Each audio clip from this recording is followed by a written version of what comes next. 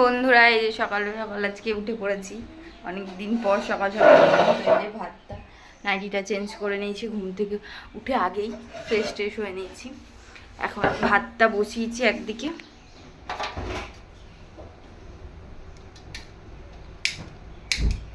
আর একদিকে এই যে কড়াই বসানো আছে, এটাকে নামিয়ে এখানে বসাবো।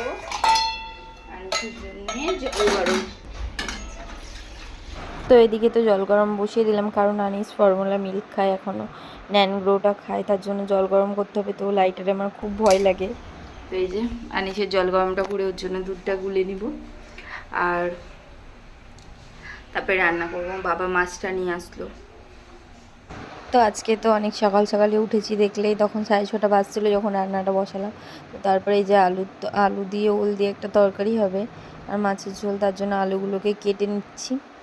আর আমি একটা কিছু খাচ্ছিলাম, হয়তো যত সম্ভব কেক বা কিছু মুখে খাচ্ছিলাম, মনে নেই। তো তারপরে এই যে মাছ ভাজছি, বাবা মাছটা এনে দিয়ে গেছিলো বললামই। ওইদিকে ওল আলু ভেজে আগে তুলে রেখেছিলাম, আর এদিকে মাছটা আলাদাই করবো, কিন্তু আগে ওগুলো ভেজে নিয়েছিলাম। গরম মশলা ছিল না, ভাইকে আনতে পাঠিয়েছিলাম। তারপরে ওগুলো রান্না করে নিয়ে সব হয়ে যাওয়ার পরে হচ্ছিল তরকারিটা হতে হতে আমি আনিসকে এসে খাইয়ে দিলাম। মার কাছে আনিস যেহেতু খাই না। তারপরে মাছের ঝোলটা আগেই হয়ে গেছিলো, এদিকে ওল আলুর তরকারিটা হচ্ছে। তো কড়াইটার দিকে কেউ তাকিও না, ইগনোর করো, কারণ মাছ ভাজতে গেলে না আমি খুব কড়াই তাতিয়ে ফেলি আর পুড়ে যায় কড়াইটা আমার। এতে স্নান করে চলে এসেছি,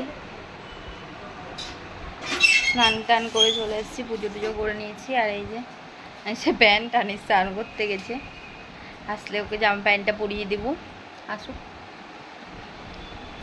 আর কি তারপরে আমি পুজো টুজো করে নেওয়ার পর মা বাবা সবাই খেয়ে দিয়ে চলে গেছিলো। তারপরে হঠাৎ বৃষ্টি চলে এসছে, আমি সব জামা কাপড় তুলে নিয়ে আসলাম। তো জামা কাপড় নিতে নিতে আমি ঢেকেই গেলাম, তো তাড়াতাড়ি করে তুলে নিয়ে এসেছিলাম।